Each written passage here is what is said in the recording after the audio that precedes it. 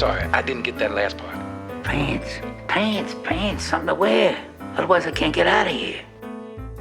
Welcome to episode 64 of the Columbo podcast, where we're trapped here until someone brings us a pair of pants. Yeah, we've only got one between us. That's all we need. A leg each.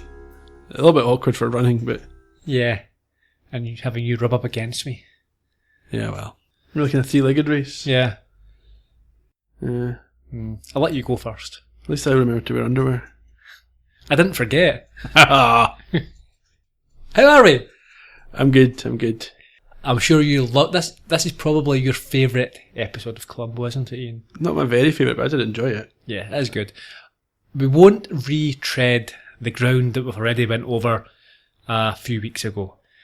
I think we can both agree, and correct me if I'm speaking out of turn here, Ian, an enjoyable episode, but not in the truest sense a good Columbo episode. Yeah, I mean, it's Columbo in name only, you might say, or it's got the characters of Columbo in it, but it doesn't have the themes or the structure of Columbo. So a traditionalist like many of our listeners and myself will think it's a poor Columbo episode, but nonetheless, it's fun.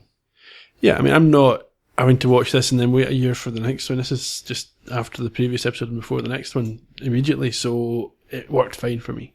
I preferred this to No Time to Die, I think. I think I would agree. Any comments before we begin the episode?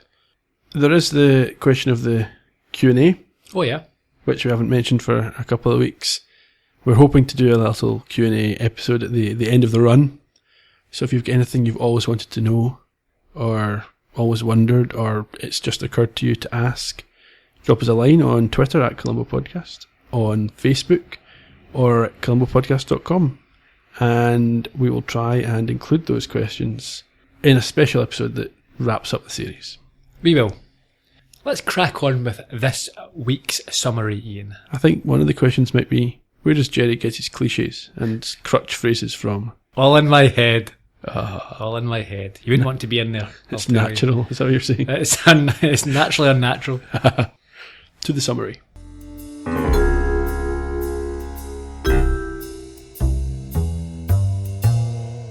In Undercover, an insurance agent, Irving Crutch, is following a trail to find a hidden $4 million. He believes finding the money would help him resurrect a career that was severely damaged when his company had to pay the bank out on a claim for the cash. The trail heats up as a list of names is discovered. Individuals believed to hold pieces of a photograph that shows the money's hiding place. As the names on the list begin to show up dead, Columbo takes on the case and goes undercover to gain vital information.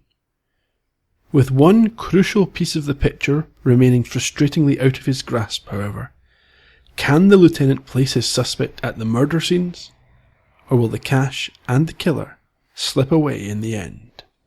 Thank you, Ian. A very atmospheric opening we have with a man walking beside an isolated apartment building at night time. The title, the Columbo title, it zooms in, doesn't it? Yeah, I've got a note, and that's new. Yeah, quite liked it. As a one-off. Wouldn't want it every week. You almost expect it to go diddly-lily. Mm-hmm. This apartment building reminded me of Freddy's from Jackpot. Yes. Not sure if it is or not. It looks like the scene where... wearing his cape. He arrives to kill him. Yeah. Yes. So we see this man. He climbs up a gate and he breaks into a room on the first floor with a knife. And inside, he performs a very thorough search. He takes the heels off a pair of shoes, empties the bathroom cabinet. He looks in the cistern of the toilet. He's clearly searching for something. Mm-hmm. Something that's not obvious. Something he can believe in. We cut to a man who appears to be arriving downstairs and he's checking his mail, including his copy of Suave. I think that's another Playboy replica, isn't it? Don't know. Have you not got any copies of Suave under your mattress? I can honestly say that the only Suave I've ever bought was in a bottle. I bet that smelled absolutely beautiful. It was fruity. Yeah. £3 from the local marketplace. Yes. Yeah.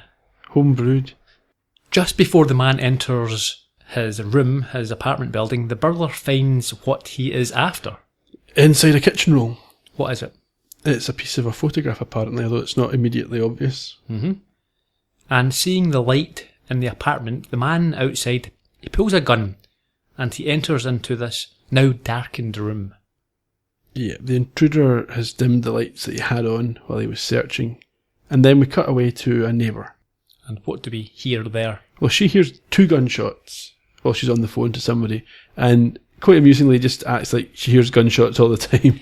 Yeah, this is to show us that this part of town, this apartment block, is not unaccustomed to this type of activity. That's it. Both men are dead. It's now the crime scene, a little bit later. Yep, Columbo shows up fairly early for this episode. Mm. 2 cops question what has happened, and we hear Columbo in the shadows ponder what anyone could want in a place like that. Getting ahead of himself a little bit there. Yeah, I would have thought that it'd be more likely in these sort of dodgy places that, murders and deaths would occur. Drugs, maybe? They might want drugs. Yeah. Money. I don't think it's unreasonable at all to think this is the type of setting that someone would die. It's a strange thing to say. Yeah. The woman who was on the phone has shown up or is already there, and she is able to identify the one who lives in the flat. Yeah, she's a Mrs. Burns or Byron. Yeah, Burns, isn't it? I didn't even know her name. Yeah. She IDs the knife victim as a J.J. Dillinger. And he worked nights at a gas station and kept himself to himself. And there's papers in the other man, so they can identify him as well. Or at least an identity that he is carrying. Yeah, we'll get to that. She doesn't recognise this other man, so he's a stranger. Yeah, he doesn't live there. The ME provides his scuffle theory as to how the 2 ended up dead. And he tells this to Columbo and another cop, a Detective Arthur Brown, Sergeant Brown. I like this. I thought this was a kind of a twist of a trope, where you get the sergeant or the deputy or whoever it is at the start of the episode will give Columbo a spiel, and it's always wrong, and Columbo then solves the crime. But in this case, it's correct. He tells him exactly what happened. Yep, well, it's the ME this time, and we've heard a couple of occasions where the ME has offered his opinion, and we've discussed that's not really his job. Yeah. But, as you say, in this case, spot on. Yep. I assumed he wasn't spot on. I was spending the next part of the episode waiting for a third person to have been there. So Brown looks for ID on the unnamed victim, and he finds the wallet of Eugene Edward Erbach. Yep. Who resided in an upmarket area. So what was he doing here? Well, Columbo's about to tell us. Yes. He notices something in Eugene's hand. What is it? Well, he finds the piece of the picture and immediately decides that was why he was there. Don't you think that's fair enough? A small piece of a picture? Why else would you have that in your hand? Well, I think it's certainly a lead, but I don't think it's fair to say definitely the only reason he came was for this small piece of... He might have brought that with him. Really? There's no way to know. Let's assume that the first assumption is that you're there to have it out with someone, or you're there to buy drugs. Okay? Mm-hmm. Describe the scenario whereby you would turn up to buy some drugs or have an argument with someone carrying a small piece of photograph. Well, it happens. Columbo goes to meet somebody with a small piece of his photograph. It could have been an arrangement. Maybe the other guy was buying it off him and then tried to stab him and ended up getting shot. Exactly. So that's why they're there. A piece of the photograph. I suppose that the photograph is why they're there rather than he found it there. Yeah, I suppose that's a fair distinction. Okay. We're at LAPD Thursday morning, and we're told that because it comes up on the screen. Well, a bit like the previous McBain episode, you get timestamps. Not really time in this case, but the days. I have never read any Ed McBain novels. I'm actually quite tempted. I do like this genre. Big fan of, I've mentioned before, the Spencer books by Robert B. Parker. I like the feel of it. It's a bit pulpy. It's a bit noir-y. It's sort of B-movie novels. I did wonder if these were maybe chapter titles. Well, that's what I was about to go on to say. I can imagine that in the books this is a chapter title. I kind of took your thunder away there. You did. Sorry. Whole build up and lead up to that, and you just take the rug out. You punctured it, yeah. So yeah, that was that anyway. Sergeant Brown reminds me here of the lieutenant from A Bird in the Hand. He's keen for Columbo to wrap up the case and just accept that it's it is what it appears to be and don't investigate it any further. At this point, they are interrupted. Before they are interrupted, let's explain. They are inspecting this piece of the photograph at a desk. And Columbo is intrigued because it's been cut in a very specific way. Yeah, it's not been torn or randomly chopped up, and it seems to be a very deliberate arrangement. It's like a piece of a jigsaw puzzle. I've never seen a jigsaw like that, but okay. And actually, seeing as how you pulled the rug from me, I'll pull the rug from you. It was, as we've discussed, this episode was based on a novel by Ed McBain, who we've mentioned in a previous show. And it's based on an 87th Precinct story from 1970 called Jigsaw. Ah, good one. You said that they get interrupted I had a premonition. by a character named... Well, I mentioned him in the summary, Irving Crutch. I don't listen to your summary, Ian. I'm just like Homer Simpson, you know, that way when you get inside his mind and his Margie's talking to him and he's just thinking... So the sort of nodding birds that's just tapping away, yeah. No, Irving Crutch is an insurance man, he claims. Mm-hmm. His company paid out $4 million. Yes, he is an investigator and he thinks that he wants the three of them to work together and try to get the other parts of this photograph. He already has one piece and he thinks that Eugene had the other. Is this something the police do a lot? They just kind of go into partnership with private individuals to solve cases? Only in the movies. Yeah. I think if he turned up, firstly, you don't just walk up to a cop's desk and sit down. Yeah, how did he get in?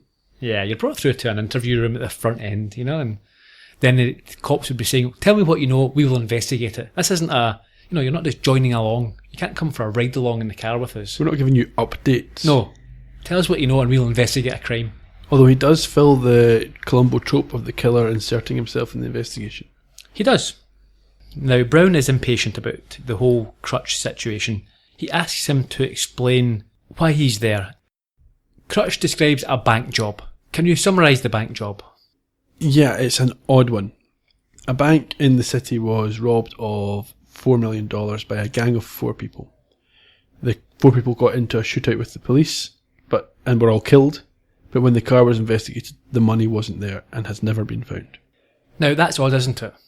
Very. Although, he's not clear about if they were shot leaving the bank or if it happened a little later, but we assume it must be Yeah, a little later. How did they get the money? Exactly. It's not a magic trick that they investigate. But anyway, that's the question. Crutch goes on to describe the scenario. Let me ask you, sir, where did the money go? Good question. That was the question. What happened to the money? I couldn't sleep. In fact, for 4 years, Irving Crutch has been tossing and turning, obsessed with this question. And then I finally got a break a couple months ago. I followed up on this. How'd you follow up? I got a copy of her will. She left everything to her sister, an old Italian lady named Lucia.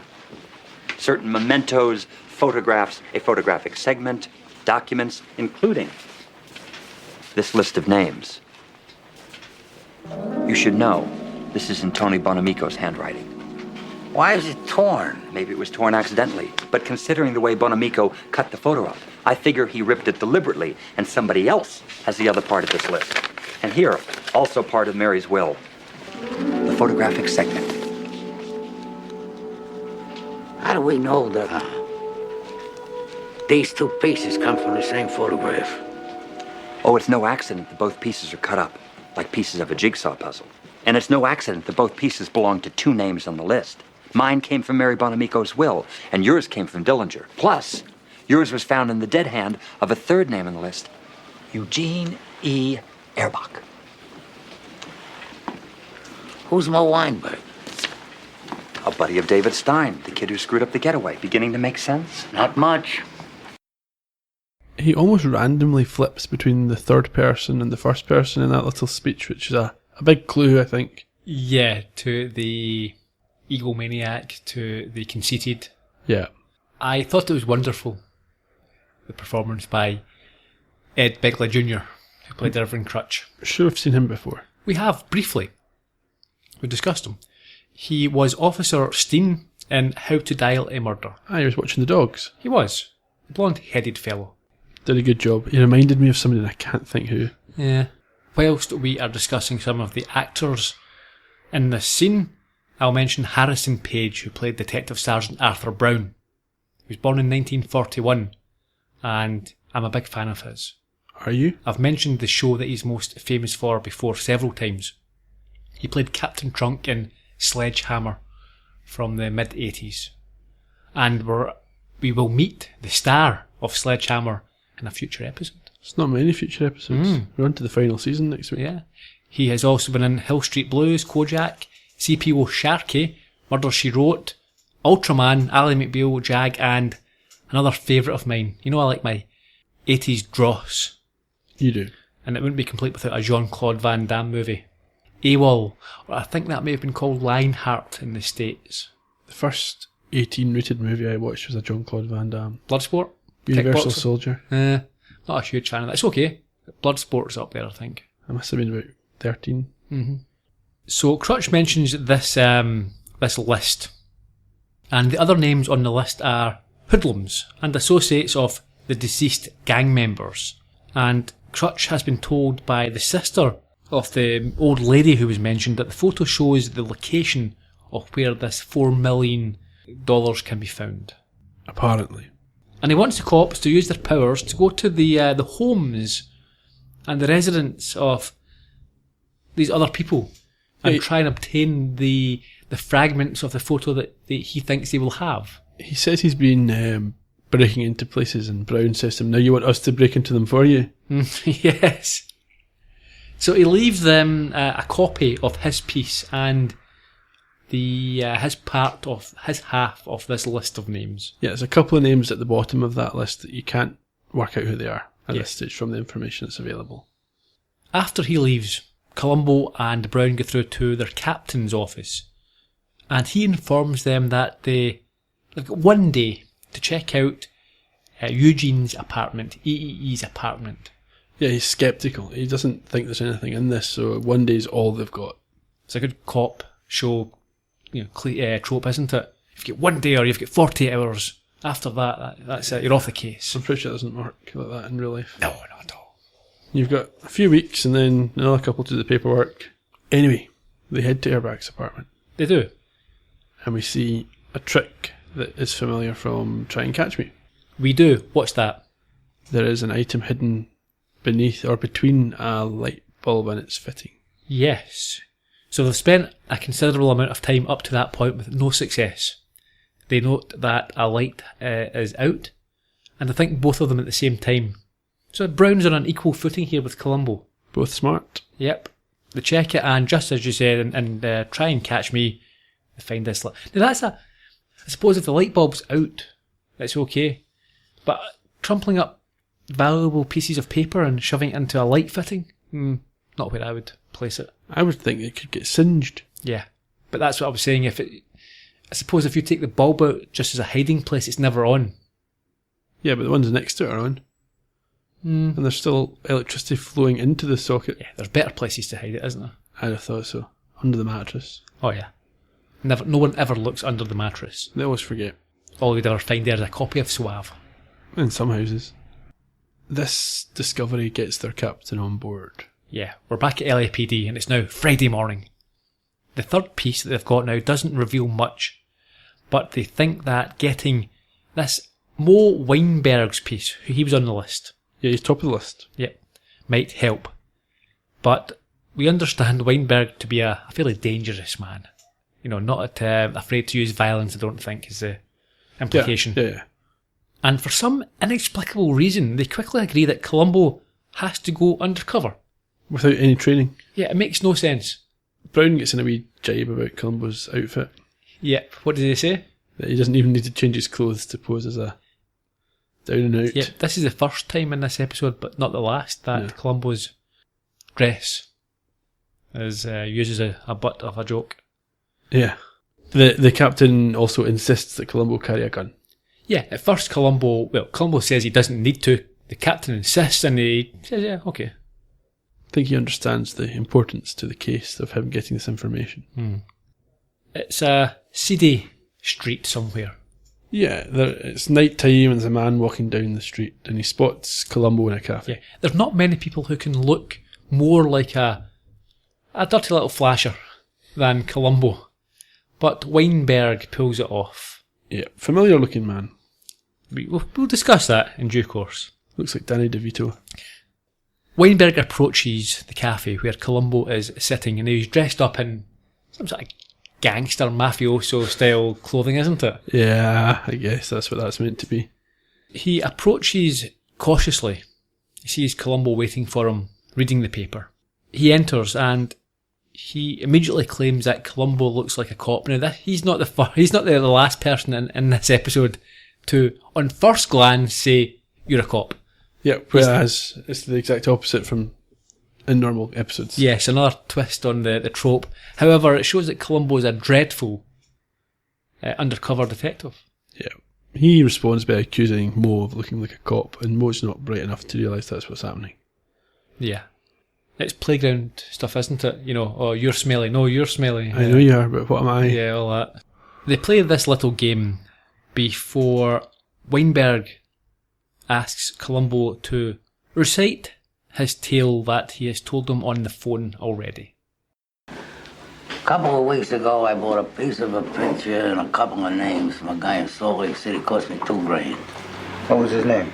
Bobby Firth. He just done 8 years on robbery. Got out in April. The guy was busted. So what did he have? I just told you, a piece of a snapshot and 2 names. You were willing to give him $2,000 for this? That's right. Why? Because Firth told me I could make $4 million just by fitting my piece of the snapshot into the whole picture. I'm surprised he didn't try to sell you the Brooklyn Bridge, Weinberg. This ain't the Brooklyn Bridge, Weinberg, and you know it. So now you have a piece of a snapshot. That's right. What's the 2 names? You're the one of them. Yeah. And the other one? I'll tell you that when we make the deal. What's these names supposed to be? They're supposed to be the names of 2 people who also got a piece of that photograph. 2 names? That's right. Your pal Firth tell you how you can get $4 million by pasting the pictures together? He did. How? Weinberg, you know and I know that the full picture shows where Anthony Bonamico dropped the bank loot. I don't know what you're talking All right, listen. You want to keep on playing cute or you want to make a deal?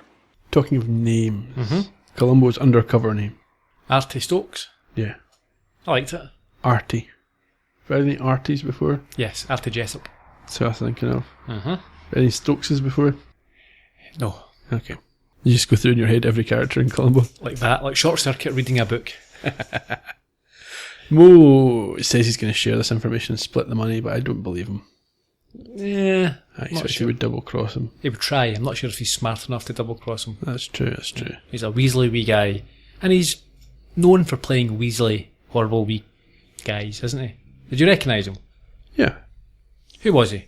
It was your boy from Rocky. Yeah. Paulie. Paulie. Yeah. Played by Burt Young. Now this is... I had to laugh when I noted this earlier today. He was born in 1940. Okay, That's funny. That meant that he was only 36 when he was first in Rocky. 36! He was younger than me. Yep. Paulie! Well, I can see you look about the same age. Yeah, get away. He looks about 60 back then. He's acting. Yeah. It was like the guy the other week there. From Butterflies, Gerry. Yeah. Who was only meant to be 31 or something. It's the opposite of that. Yeah, no way. 36 years old in Rocky. You're going to watch it again in a different light. I mean, he was Adrian's brother. She was only in her 30s. Yeah, maybe it's just the character, because he's so downtrodden and unkempt. Worn and weary. Yeah, but still 36. 46. If you'd said to me, what age was Paulie in the first Rocky movie, I would have said late 40s. That didn't fit with the rest of the story, though. Plus, he was the same age in Rocky 2, 3, 4 and 5. Yeah. Doesn't seem to age. No. He was a bit older in Rocky 6. Mentioned this before. As of, this year with the release of the new Creed. Was he in that? No. But Sylvester Stallone is the same age in Creed as Mickey was in the first Rocky movie. 70 years old, or 69 when they recorded it. I hear he puts in a good performance. Yeah, worth a watch. So yeah, they agree to meet at Weinberg's apartment later that night, 10 p.m. I think it is. His apartment is the most noir apartment I can remember seeing. Yeah. You want a narrator at this point? Yes. They open the door. There's tension. Before entering, Columbo looks through the keyhole, which provides a miraculously wide vista, didn't you think? He was able to look in and it was basically like a camera. That was it. You could see everything that was If you happening. look through it, I mean, I've never peeped through keyholes before, obviously. But if you do, you can't see very much at all. And it's only in a straight line. Yes. But not Columbo was able to look round the entire apartment. Helpful, though. What does he see? He sees Mo picking up his gun. And then what happens? Columbo slips a note through the side of the door. Yeah. Firstly, why is Columbo a gangster carrying a notebook like a cop? Because he's a cop. Precisely. The first thing I'd have said was, why are you carrying a notebook? Let me see that note. What else have you got in there? And it's like clues and all that sort of stuff he's written down. So what's on his note that he passes through? I didn't even read the note.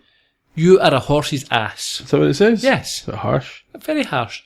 But the whole plan relies on the door being unlocked, which I would assume it wasn't. Because he passes it through, and as Weinberg sort of bends down to pick it up, Columbo opens the door and knocks the gun out of his hand. There's no way you could guarantee that. I would assume he will push the door and nothing will open. Maybe he's putting his shoulder into it so it's going to break open whether it's locked or not. Columbo's not knocking down doors with his shoulder. How you go? It's a McBain episode. Yeah. You can do what he wants. He could somersault into the room. Yeah. Like in No Time to Kill, they come in through the window. Okay, I'll give him that. The note I've got here is it turns out Mo's not so tough. He's not at all. He's like Polly. This is where Columbo pulls out a gun at this point. So Okay. he, I don't think he has his finger on the trigger. I don't think. But he certainly has it in his hand, pointed in the general direction of Weinberg.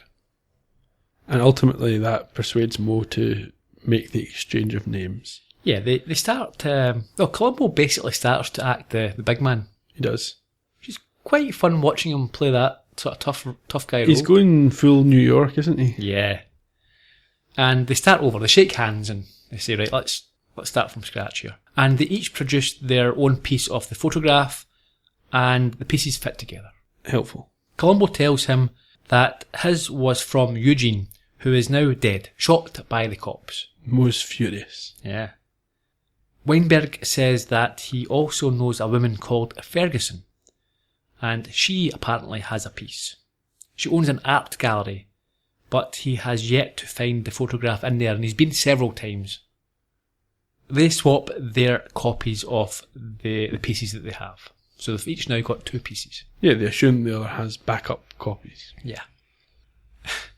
Columbo goes down to a newsstand on this seedy street. Essentially a drop now with Brown. Yep, Brown is there, and they're having this covert update meeting. And Columbo picks up some pornography. He has a glance through. It's taking advantage of the Yep. role. Yep, Mrs. Columbo, it's all in the line of duty. I don't like looking at these pictures. They make Mental note. Saved for later. I have no idea what you're talking about.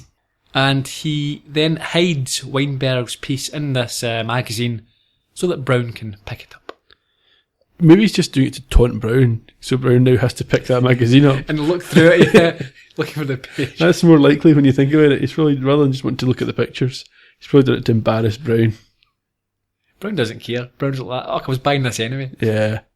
He tells Brown to tell the captain that he is going after the 5th piece of this photograph at Geraldine Ferguson's gallery. Indeed. Saturday morning. That is now. Dee-lee-lee-lee. We're at the gallery. Columbo is dressed even more like a PI, I think now. Yeah. And he speaks to Ferguson, who straight away calls him out for being a cop. Yeah, and then dives into an explanation of her broken marriage. Yes, she is no longer with Mr. Harold Ferguson, and that she doesn't know what her name is, but you know what? Call me Gerry. So we have another Gerry in Columbo. Seems to be a pop. This is the 3rd one. Yeah. And he married this one. Yeah, and the writer of the teleplay is a Gerry Day. Maybe that's why they're doing it, 'cause there's a few nods to people in this episode. Mm-hmm. Bit self-indulgent, but also quite fun. Yeah, it's interesting. I don't think if you didn't know what the nods were, it wouldn't. It's not one that's obtrusive. Yeah, it doesn't detract from the story. So he calls himself Arthur, and she immediately asks if he is a cop because she can see his gun. Yeah. He tells her, nope, he is an insurance investigator, but she doesn't buy this at all. Not even a little bit. So he tells her that he is here about the photograph. How does she respond? She tells him that somebody else has been looking for it. Mm-hmm. She asks him where he is. The guy who looks like the one who played in Rocky. Yeah. That was very meta, isn't it? You don't often, when we're talking about nods, that's not just a nod, that's a slap in the face. More or less. It's a headbutt. Reaching through that fourth wall and Yeah. punching you in the face. But fun. Yeah, in a fun way. She claims that she doesn't have the piece. But just then, a chap called... Bramley Apple Pie. Yeah, and Fade Into Murder, we had Mr. Kipling. And here's his creation. Yep. Bramley Can. You're right. So he appears and suggests that they talk business in the gallery office, which is where we go. How many pieces do you have, Mr. Stokes? Do you know what the picture is supposed to reveal? My client... Your client, my ass. You're a cop. Who you trying to kid, Arthur? Are you a policeman, Mr. Stokes? No. Miss Ferguson knows about cops. Keep your mouth shut, Bram. Miss Ferguson's sister is a girl named Ginny D'Amore. Her husband was a cheap gangster named Leo D'Amore. He was killed some 6 years ago following a bank hold-up. Well, I don't keep track of such things. Oh, I just bet you don't. He's a cop, Bram, and you're a fool. Look, you and your partner seem to have some differences. Why don't you give me a ring when you get it settled? Where can you be reached? I'm at the Vincent Arms. That's a flea bag over on North Founders. Are you an out-of-towner, Mr. Stokes? Room 502. You didn't answer my question. You didn't answer any of mine either. That's Columbo's cue to leave. Yeah, and he has revealed his location to... Yeah, his actual location as well. He's not playing the undercover thing too strictly. Well, it's not his actual location, it's his undercover location. Yeah. Which is fine. Be different if he gave, where are you going next, Columbo? LAPD. Two actors in that scene other than Columbo. You recognised at least one of them, didn't you? Yes. Can? No. Sheridan Easy was the Gerry. Yes, Geraldine Ferguson. And I thought, we've said this every time we've seen her, but I again thought she was very passable. Played the role very well, I thought. Yeah. In fact, I quite enjoyed watching her, and I enjoyed her cheek. I enjoyed her, what do you call it, her spunk. I think I called it that in a previous episode. Did you? Yeah, there's a post-American term for it we're thinking of here. Chutzpah. Yeah, that type of stuff. Yeah, she had a bit of attitude about her. Yeah. Bramley Can was played by Edward Hibbert, born in 1955. He has been in Frasier, Murder, She Wrote, Fantasy Island, and numerous Star Wars video games. Yeah, he's a voice actor. He is American, but grew up in the UK.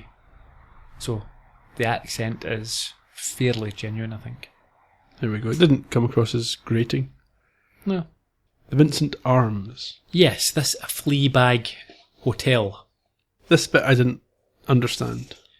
Well, he calls Crutch and tells him that he has decided to take the case on, and he brings him up to speed about where he is staying and what he knows so far. Yeah, he gives him a lot of information I don't know why he's giving him. Well, as we said earlier, there is absolutely no reason for the cops to be pandering to this guy. Unless he already suspects him, but there's no sign of that. Yeah. Sorry. Yeah. No, I agree. I think it's an odd play for Columbo to make. He also tells Irving Crutch, who knows who he really is, where his undercover hotel is. See, I don't think that's a big problem. But Crutch doesn't know his undercover name. But why does that matter? So who's he going to ask for when he shows up at the hotel? It gives him the hotel room number. You don't have to. Barge past reception and carry on up to the room. Yeah, you can walk in any hotel in Glasgow just now and they won't ask. You don't have to report to reception. Yeah, I suppose. But they wouldn't know who you are, if you're a guest or not. You just walk in. I suppose so. How do you think prostitutes work? They don't chat the door and say, they don't go to reception and say, I'm here to service a client in room 502. They just go up. It's a strange thing to come to mind, isn't it? Just thinking of people who use hotels a lot and don't want to be identified. Okay. I was thinking maybe pizza delivery guys or... Yeah, but they are identified, they're carrying a pizza. Prostitute's not walking in with a dildo hanging out, is she? Okay, so... It wasn't clear to me what his plan was here when he called Irving with all this information. No. In any case, he falls asleep in his chair and is awoken by a knock at the door. It's an hour later. He fell asleep at 4 and it's now 5. So he opens the door and what happens? He gets attacked by a strange man in a balaclava. Yeah, he gets punched in the face, which brings him to the ground. And then when he's on the ground, you think, it's a Columbo episode, that's about as much violence as you're going to get. Nope, he gets kicked to the head. Yep, that's it. Unconscious. Right in the face. Now, we shouldn't enjoy it, but I was thinking, oh, that's nice. Bold. That's a novelty. Bit of violence here. Not that I watch Columbo for violence, obviously. At this point, my little boy asked me what was going on. Yeah. Oh, it's just a man being kicked to death. Nothing you to worry about till you're 12. Columbo somehow manages to drag himself over to his bed after the intruder has left, and we next see Brown enter the apartment to find him on the bed, and he brings him around. Yep, he's going to call an ambulance, but is persuaded to call for ice first. And at this point, he breaks Columbo's cover. Mm-hmm. Yes, he does. He tells the receptionist or the manager that get ice up here, Sharpies. We are the police. That's it. Yeah, that's not how undercover protocol works, I don't think. No. They talk over suspects. Columbo agrees that it could have been Crutch, but his money is on it being Weinberg. Potentially. There's only, I think, one other person who knew that he was staying there. No, there's more. There is Gerry. Well, Gerry and Iain I'm counting together. Yeah. Crutch. Mo. But then you don't know who each of those people told. That's true. Brown remains concerned about Columbo's condition and does call for an ambulance. Yep, he sends Columbo to the hospital and he tells Columbo he is going to go and see Weinberg. We have a stern matron trope here, haven't we? Columbo doesn't want to stay in hospital. He's got a job to do. Yeah, he asks her for a phone and says that his partner is in danger.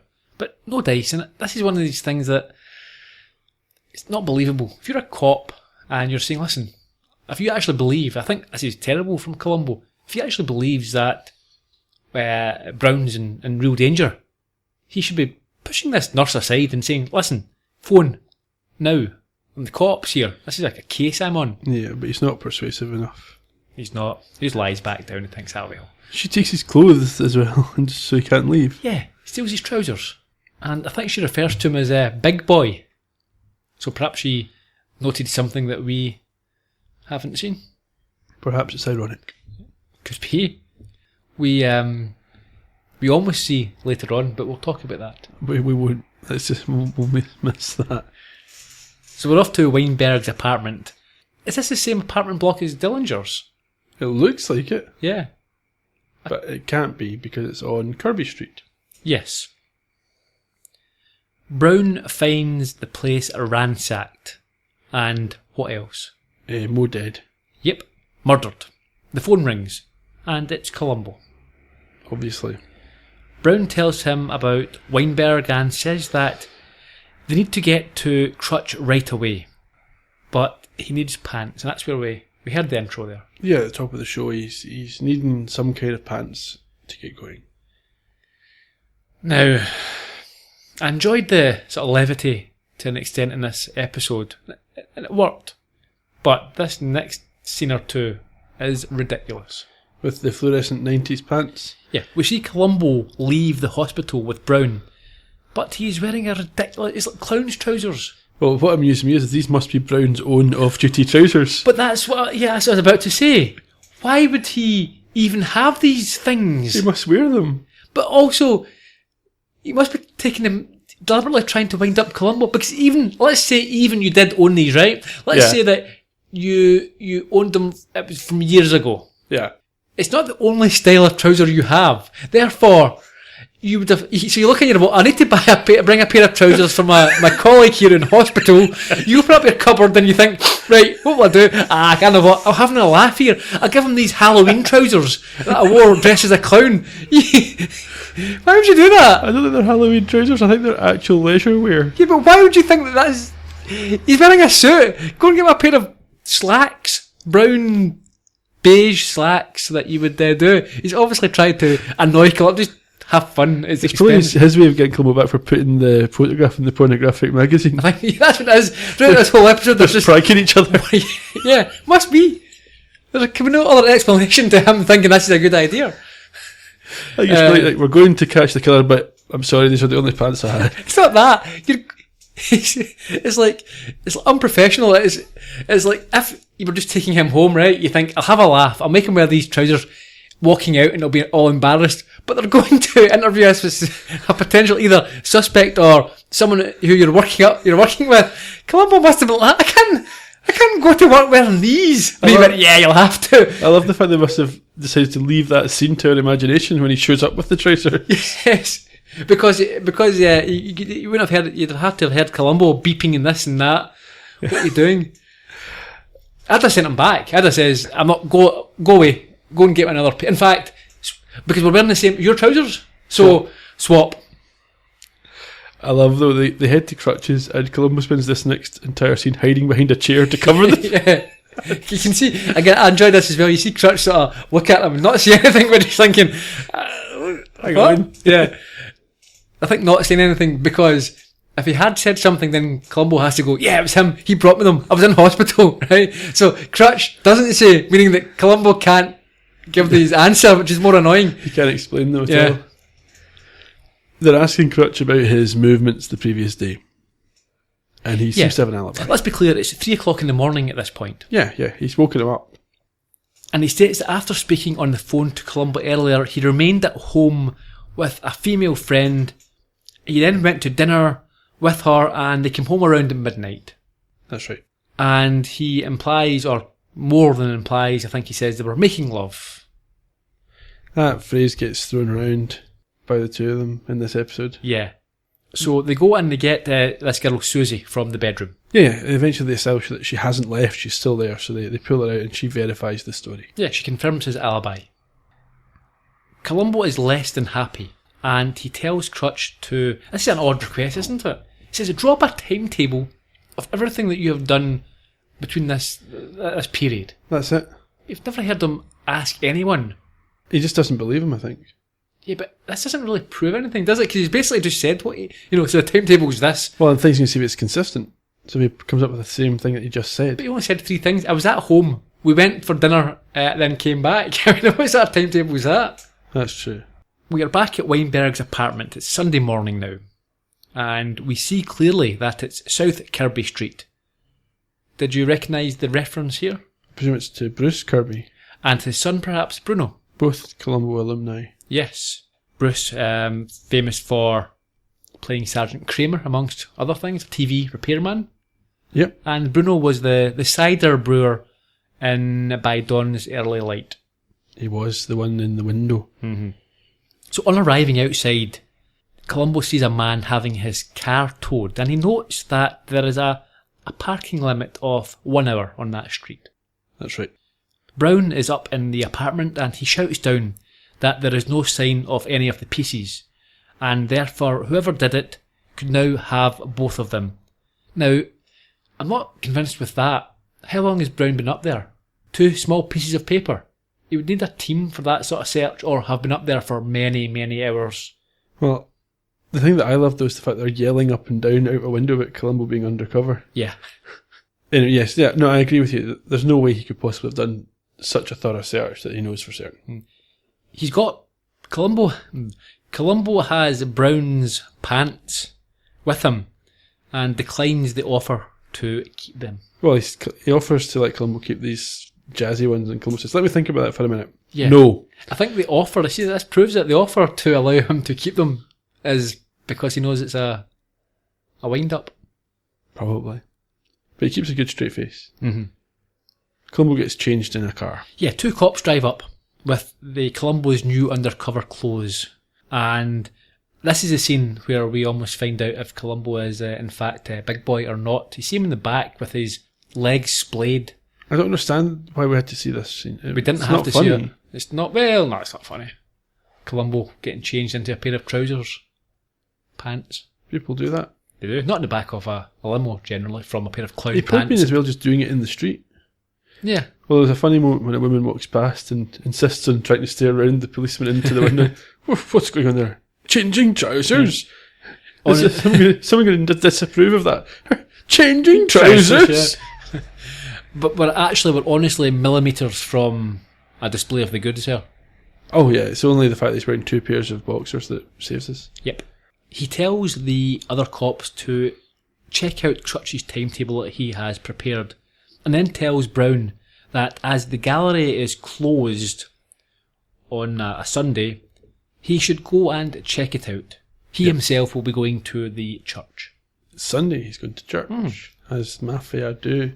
Yeah, we're over at the church, and it's one of the few times really where Columbo doesn't make an ass of himself. Yeah, he just talks to a woman. And it's the woman that Irving claimed inherited the picture and list and gave to him. Yep. Before that, let's establish he is now he gets dropped off in a limo, and he is now playing the part of a Godfather-esque character. Essentially, he's undercover in a different role. Yeah, he's loving this, isn't he? Oh, absolutely. And he speaks with the sister of Mary. Now, Mary was the gangster's mole. Wife. Mole. Okay. Same thing, no? I don't know, I thought the mole was the one that wasn't married to him. I'm not sure if you marry your mole, is she no longer a mole? I thought maybe it was just the female partner of a gangster was a mole. Could be. I'm not sure. I'm not up to speed with that. Someone maybe fill us in. Yeah, let us know. Columbo discovers something unsettling. Yeah, she never gave him a list. No. And she never knew that the picture was of the location of this loot. No. And she knows that Anthony and Gerry Ferguson had a wee thing going. Yes, so Anthony is who? He is the husband Mm-hmm. who is part of the team on the raid, the bank job. And yeah, as you say, he was having an affair with Gerry. Crutch has not paid, apparently, has not paid for this. No, exactly, that's what I was about to say. The money that she's been promised by Irving has not shown up. Mm-hmm. So we head over to the gallery. Brown enters, and after a jump scare with a cat, he discovers the second part of the list in a little money box. Yeah, not overly secure. Not at all. But yes, there's an envelope with the rest of the names, and he takes a picture of that and puts it all back. Yeah, you're right. If this is worth potentially $4 million, yeah, you don't keep that in a petty cash. No. Columbo's heading over to Gerry's house, and after a bit of playful back and forth, Columbo tells Gerry that he knows about her relationship with Tony, and that Weinberg was murdered last night. She tries to distract him. She makes him sit down and she talks about the injury to his head. Yeah, she's drinking champagne. And he gives her his real name. And he admits that he believes that she may be in danger. If she has this piece of the photograph, anyone who has this piece of the photograph is potentially in danger. She doesn't believe that he's genuinely concerned. No, but after a bit of pressure about being taken downtown, she eventually agrees to talk. Do you have a piece of the photograph? Yes. Where'd you get it? My brother-in-law gave it to me. Louis D'Amore. Yes. When? Just before the holdup. What did he say about it? Only that I should hold on to it. Why did he give it to you and not your sister? My sister's a ditz. Always was. Lou knew who the smart one was. Did he give you the list, too? What list? The list of names. I don't know anything about a list of names. That's a lie, Gerry. I've never seen it. You're lying, Gerry. We know your partner has half of the list. Where did he get it? I don't know anything about a list. What's it supposed to be? Forget it. Where's your piece of the snapshot? In the gallery safe. Will you turn it over to me? No. I thought you said I said I'd answer your questions. Okay, I've done that. But the piece of photograph is my private property, and I'll do with it what I wish. Thank you for your time. So where are you going? I'm going to try and find the person that murdered Mo Weinberg. Well, be careful. Lots of people with guns out there. I'll be seeing you again. Sunday afternoons. Any other time, I'm busy. It's now Sunday afternoon. It is. Is this we go to is it a cafe? Some kind of cafe. I don't understand why someone's driving Columbo's car. Because he was using the limo as the gangster. So Yeah. they're now bringing his car that he changes back into Columbo. Basically, just here's your car, you're back to being you. Yeah. Okay. And I don't understand. Okay, we meet this. Well, we'll get to it. We meet this security guard. So Columbo and Brown have a blow up of the last 6 names. Why? It's obviously just for our benefit, isn't it? Yeah, there's no reason for them to have a big version of it. But this is the bit I didn't like, because there's two new names. Okay. Dorothea McNally and Derek Combs, Yes. who nobody's been able to find. Correct. But the police find them in the phone book. Yeah, but the police are the first ones to have the complete list. Yeah, but Geraldine and, more importantly, Bramley, who's been hunting for these things, had those two names, and when we get to Dorothea, she's not been approached before. They only had half of the... They didn't have the Yeah, full... they had Dorothea McNally and Derek Combs. Ah, yeah, right, okay. They didn't have the top half. No, but the complete name, did not just have the surname. Is the top half not got like the first name of... I think, if anything, the first letter or two is missing. Yeah, so you could probably... You would think. But anyway, I just thought that was a bit weird, that they found them so easily. Yeah. So on this list, we see that the first 4 are dead, and we know that the cops now have their pieces. Gerry is next on the list, and Columbo says that they need a warrant to get her piece from the gallery safe. That's right. And they've got to track down this Combs and McNally, who live in Skid Row. Well, McNally lives in Yeah. Skid Row. They don't say anything about where Combs lives. Yeah. A cop returns with Columbo's car and his own clothes, and this is where we have the second dig at his style, because he tells Columbo that when he gets changed, he will fit right into Skid Row. That's right. Now, Columbo speaks to Zeke. Yeah, he's kind of an intermittent character. He kind of shows up here in this scene. Yeah. Columbo talks to him briefly about the parking at Mo Weinberg's apartment. And then we don't see him again for a couple of scenes. But I don't understand what he is. He's a security guard. Yeah, but where? I think he's just basically a parking attendant type fellow. But this little cafe, is that near then this? How would he know No, about... they've brought him over. But how would he know about all the parking information in Weinberg's apartment? He's an expert. Why? So I think that's his patch. What do you mean his patch? He's only security guard for like a shop or something, no? Don't think so. Weinberg doesn't have a security guard in his patch. It was a dump. I don't understand it. It said security, but I wondered if he was maybe just a parking guy. I thought it was security for that little row of shops, that little cafe area. No, but then what would he have to do with the parking? But why would you say you don't have parking at Weinberg's place? Well, there's parking meters outside Weinberg's place. Sure. But So someone has to collect the money from them. Yeah, but he said security guard doesn't collect money from parking meters. But maybe security's a misleading thing on his shirt. Maybe he's just the parking meter money collecting guy. Yeah. Be very misleading then. Yep. In any case. Yeah, it's a brief exchange between Columbo and Zeke, and then they're on their way. Columbo's going over to McNally's apartment, and he knocks on the door and is mistaken for a punter by McNally, who is a prostitute. Well, she says she doesn't hook anymore. But she's lying. You think? Oh, yeah, because she says... what was it she says as she opens the door? I can't remember. Yeah, she makes some reference to, is it not today or something, but she clearly implies that she is still working. Right, okay. I didn't catch that. She's got a familiar face. She has. We've seen her very recently. Who is it? It's Tyne Daly. Mm-hmm. And she was in... A Bird in the Hand. Playing a not dissimilar character. Certainly one that is fond of the drink. Once again, does a good job. Yeah, fun scene. Enjoyed it. I quite liked her. Mm-hmm. They talk about the director of the show, essentially, at the door. Yeah, Columbo plays along. She asks if he knows a Macavity. Yes. From the Force, and I don't think Columbo does, but I think it's one of these things you go, oh yeah, I know him, to ingratiate yourself with the person you want to get information from. I got the feeling this was just them taking the mickey out the director and it wasn't in the script, and they just left it in the episode. Very possibly. Anyway, they have a laugh about this guy Macavity and what he's like. Yeah, he's a user of prostitutes. Yes. Columbo asks about a photograph. Yep. And she initially assumes he means girly pics that she had taken years ago. He doesn't mean that. No. And he explains what he is after, and then she admits that her nephew was involved in the robbery. Yeah, she's not happy when he mentions the robbery. No. It changes the mood, you would say. But only for a brief moment, because he is able to bribe her with $80. Well, she says that if she can remember, would it be worth something? Yeah, and she settles for like 80 bucks. Not a lot, is it? No, I think she already had 20 and she's getting 60 more. Yeah. But so she has a drink and then still can't remember the photograph. Yeah. But she eventually produces a tin containing not just one piece, but also Combs. Yes, with a note on the back, because he's not long for this world. We then have a very odd moment. The kiss? Yeah. What's that all about? I don't know. I would be wary of that. You catch something.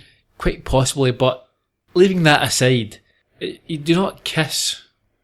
Cops should not be kissing on the lips. Inappropriate. Very inappropriate. It was, I thought, oh no, that's not good. It makes you think that's Falk written that in again. Yep. It's his wife on set. Yeah. That'd be bold. Brassy. We go back to LAPD. Jigsaw School.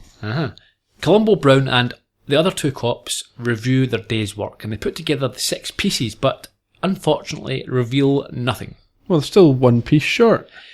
Yeah, well, no, there's 2 pieces short. Yeah, missing 2, but they're hopeful of getting another from Ferguson when they get the warrant for her safe tomorrow. Yeah. And we see Zeke waiting again at LAPD. Columbo tells him that he has to finish with his task at Kirby Street by 8 p.m. They are heading into the home straight. That's it. Monday morning. Gallery. Columbo and Brown arrive with a warrant to search the safe, but what do they find? Khan's body lifeless outside the gallery. Almost lifeless. We assume it's lifeless, but it's not. He's not dead. No. He just fainted because he's a wuss. Yeah. He tells them that Gerry has been shot. Now, I'd be suspecting him immediately. Yes, fake fainting fit. Or perhaps even genuinely fainting after killing his partner. That happened in an episode. It did. We discussed this already. There was an old woman who always fainted in... Was that old-fashioned murder? No, that was... Oh, was it? She was yes. a diva. She was always... At the first sign of the cop, she would faint. Yeah, but that wasn't the one I'm thinking of. There was another one, yes. We did discuss this, where we said it might be a genuine reaction, where you... Never mind. Someone will know. Someone will know. The safe has been emptied. Yeah. They find her body, firstly, lying, dead. Yes. Shot. As he said. And the safe is empty. Bramley initially denies any knowledge of this list, but Columbo produces it from the money box. He has to confess. Mm-hmm. He admits he tried to get Coombs' piece and that he broke into McNally's place without any success, but he denies even having heard of Weinberg. That undermines my point about no one knowing where McNally and Coombs were. I've completely missed that, but there you go. He also admits that he was the one that beat up Columbo. He does. Columbo applies pressure and he breaks down. And all you have to do is ask a few couple, He's like, no. Did you? No. Did you? Yes, no, yes. Did you? I can't believe I said yes. It's all gone wrong. So in order to save himself from going to jail, he tells them that Gerry's piece wasn't in the safe. He knows where it is. He then goes and gets it for them, and Columbo is happy to reduce the assault charge from 1st to 3rd. He's more than happy. 30 days in the jail for that, I think he says you get. Yeah, not too bad. Yeah, it's okay. Back at LAPD, they look at the bigger picture. So they've got 7 pieces now.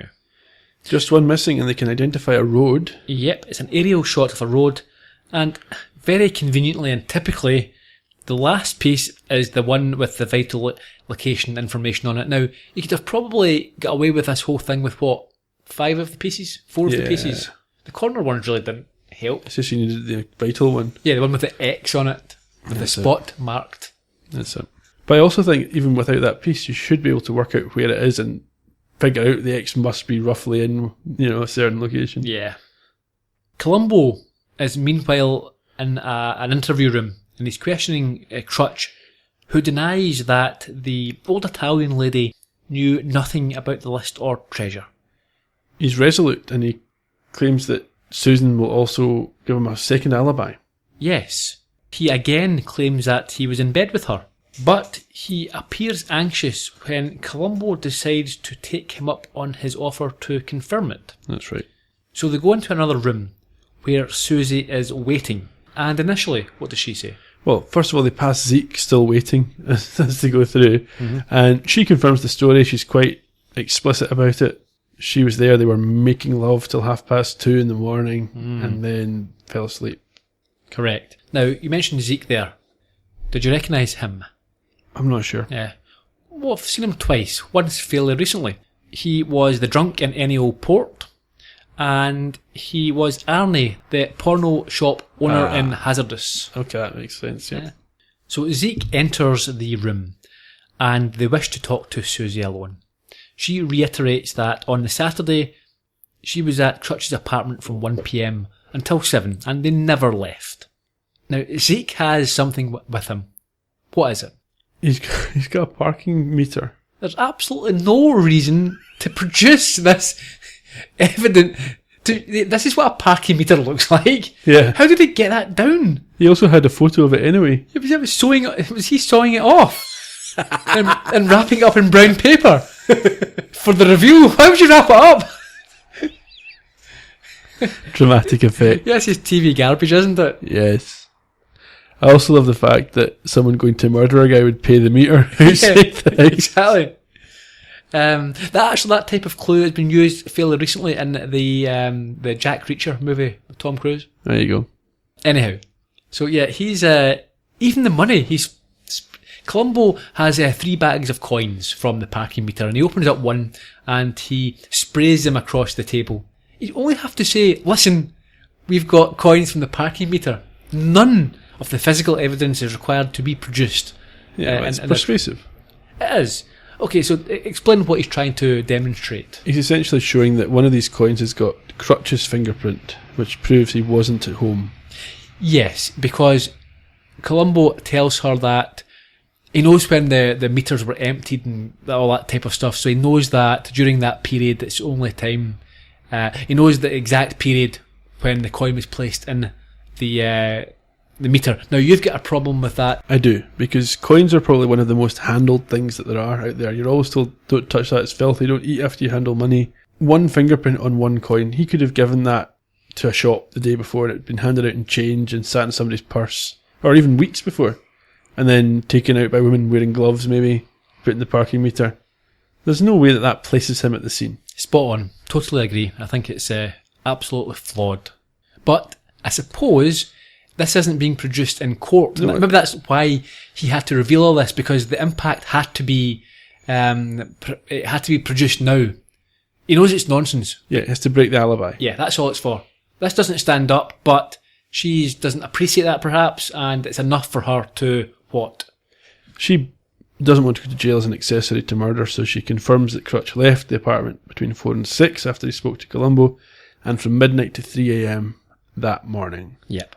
We head back through to another room where Crutch is, and realising the game is up, Crutch hands over the 8th piece of the photograph and admits killing for the other pieces. It strikes me that they didn't really need to go through that whole charade. If he's going to accept them telling him that she's confessed, why do they have to bother to get her to actually confess? Yeah. We go through to find Crutch in his interview room, and he gets some things off his chest. This is the 8th piece. That's right. The widow Bonamico told me she had documents and photographic segments purporting to show where the money was. I paid her $40,000. She gave me the piece I originally gave you. This piece. That's right. And half the list of names. Half the list. This half. That's right, that half. But that piece, The 8th piece. that she held back. I didn't know that existed till a couple of months ago, when she died.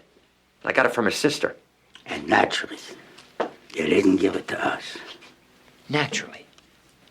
It showed the exact location of the money. Do you think I'm an idiot? Why'd you kill Weinberg? Because he had another piece and I wanted it. Look, we were running a race. I knew I was ahead because I had the piece with the X on it. But suppose you got cute and you didn't want to show me anything else. Weinberg's piece, that was insurance. And Jerry Ferguson's? Same thing, insurance. I didn't want to kill her, but she pulled a gun on me and... Oh, it came so close to putting this all together. You guys helped me more than you realize. I came this close. Close. But no cigar. Said at the top of the show, I enjoyed Ed Begley Jr.'s performance, and I think that sums up. I thought it was delightful to watch. His eagerness and his honesty was refreshing. Yeah, I quite liked it. Yeah. It's a good villain. And you got more of the sort of tete-a-tete that you didn't have in No Time to Die. Certainly. Now, normally we finish with the sort of gotcha and the confession, but in this case we don't. Where do we go? To dig up buried treasure Yeah. in a remarkably waterproof chest. Yep. I don't think the money is even wrapped in cellophane. It's just lying there. Yeah, that would be disintegrated. That would be 6 years. An empty chest. Yeah. So they pull this chest out of the water, we open up the trunk, and we see it's filled with It's cash. not even opened in controlled circumstances. It could have been wired with explosives. Yeah. Columbo wasn't there anyway. No. Columbo knew that. That's why he said, I'll be a bit late for the opening, guys. Don't you want to be there, Columbo, when we open it up? Nah, I'll catch up. I need to walk the dog. Yeah, he was about 200 yards away. That's it. Then just drove in. As you say, Columbo is not interested in any more.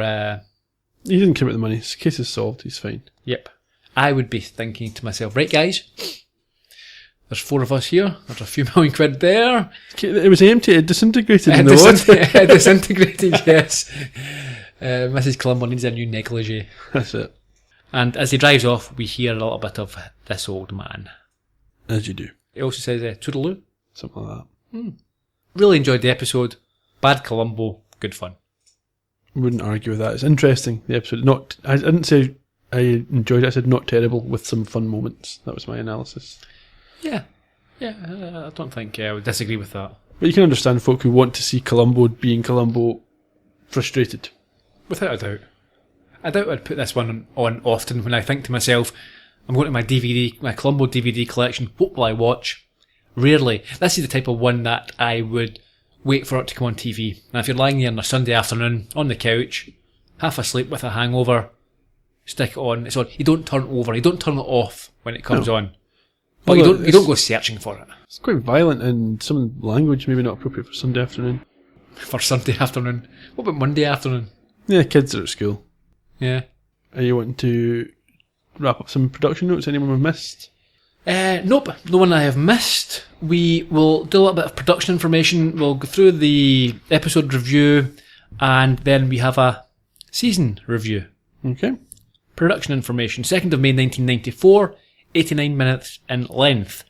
As mentioned, Vincent McAvity was a director, his 5th of 7. We have also mentioned Ed McBain wrote the novel, which this is based on, but the teleplay was by Gerry Day, who died in 2013, aged 91.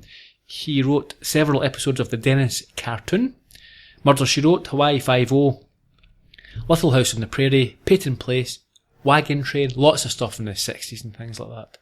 Long career. Trivia, do we have anything? Now, I've mentioned most of it in terms of the inside jokes and the fact that this was the only time Columbo used a gun. I mean, I say used, I mean in the loosest possible sense. Episode review. Like No Time to Die, it's not really typical. So, motive. Money. Yeah, to get the pieces, to get the cash. Alibi. For the killer, it was his girlfriend. Yeah, in bed with Susie. Clues. I don't have any clues here, Ian, because it's not that type of... Columbo didn't follow any clues. The fact he approached the police and... He knew he was one of the few who knew where he was staying. And everybody else ended up dead. Yeah. So, not any... There's no typical clues here. No. And the gotcha. Was the breakdown of the alibi. Yeah, the parking meter resulting in Susie's confession. That's it. Season review, or season conviction review. We've got All in the Game. Lorne Staten. Okay, let me think. This is tricky now, isn't it? I have to remember back. She has to be guilty because... She's not guilty, remember. Yes, no, we talked about this yesterday. No, she's not guilty. Yep. It was the mind over mayhem pressure. Yep. He couldn't get her, so he could go after the daughter because of the phone calls, etc. Yep. So... But the daughter didn't do it. And the daughters didn't do it, and the daughter's now left for Italy. So he's admitted he can't get her. So I think, with regards to the actual killer, I think we have to go not guilty. Yeah, because a good lawyer would be able to say the confession was coerced under emotional blackmail, essentially, or pressure, or that. Yeah, I think so. Butterfly in Shades of Grey, or as you referred to it in a tweet, Butterflies. Yeah. Yeah, I think that would catch on. Could do. Nobody noticed except for you. Okay, what's your thoughts on that? He is not guilty. I've got guilty-ish. Critical evidence is from the cell phone, but you can't prove that there's never a signal. No. Also, all I've got with that is that it only proves he could have done it. Yeah, no, they did do it. Mm-hmm. But the reason I've got ish is that he was going for the gun in the back of the trunk. That is a very suspicious behaviour. Well, I suppose from his point of view, his career's over even if he's even accused of this, let alone anything else. Yeah. I think it would be hard to prove. I mean, the gun thing, he's a desperate man. His daughter's left. She's leaving the city. He's got nothing left. Yeah, he was going to commit suicide. Yes. So he walks for me. I agree. I think if I have to choose, yeah. And then this week's episode. Now, are we assuming here that Susie recants her confession? Not only recants, but offers evidence against him by putting him out of the house at the times when the murders were committed. But that still doesn't prove he committed the murders, just proves he wasn't at home. He could say he was running off to meet another woman. I think if you look at it from the point of view, okay, motive, so we know the $4 million. Yeah. The money on it in itself doesn't prove anything, but it's fairly strong that you can't prove it, but it can put him in the scene of the crime, potentially. There's no evidence at the scene of the crime to put him there. You've got if you take the parking meter. Yeah. It's not evidence. It's not, but in conjunction with everything else. So you're saying the motive, Susie... Seeing he's out the house. So he was at the house, he had opportunity, he had motive. And you can place him at the scene with the parking meter. You could place him there, so on its own I wouldn't give you that, but with everything else, and... The narrative there. Yep, and if Columbo... Yeah. You can't place him at the gallery, though. No. Oh, yeah, there's more than one murder here. I mean, what one are we going after? You won't necessarily get him on all of them. No, there's only 2 that he committed. He hadn't killed anyone before this show began. Yeah. It's a difficult one, isn't it? Yeah. I'm going to go not guilty on that. I mean, like you say, there is a narrative. It just depends if he can come up with an alternative version that the jury would believe is sufficient to consider it as doubt. You see, he did lie about where he did lie about the alibi, okay, yep. On both the times, the murder opportunity windows. Yep. So you present that, and both occasions, one you can say, yeah, I went to the for a drive, or I went to the gas station. Even then, you can disprove that. But it's quite a coincidence that in both of those you lied about where you were, and then these 2 people died. Yeah. No, I think there's enough there that a jury could find him guilty if they were so inclined. Yeah, and let's say that we know that he said he's a fairly impoverished... His career's gone downhill since the case. So he's not getting top representation here. No, we can't say that. Our rules say he has to have top representation. No, we say adequate. We don't say top. Okay. You can't afford the best. Okay. We're just saying someone who's not of the Kaczynski calibre. So someone who's reasonable and will be using all the information to represent their client effectively, but not the top guy. He's not getting your man from Rockstar or Matlock. Yeah, that's true. I'll go not guilty. Okay, I'm saying guilty for him. Okay, we'll split the difference. Yeah. Next week, we have Strange Bedfellows. We're starting the final season of Columbo. Season 13, if we go by IMDb. Everybody excited? Can I remind people to keep in touch with us? Twitter, we're at Columbo Podcast. Facebook, if you search for Columbo Podcast, we're on columbopodcast.com. Rate, review, subscribe on iTunes so that more people can find the show, even once we finish recording them. It's still worth folk finding them fresh, and the more people that are rating, reviewing and subscribing to them, it's going to make a difference. It's going to help more Columbo fans hear the podcast. And if you like the podcast, why would you not want that? And I guess we'll see you next week. We will. Cheerio. Toodaloo.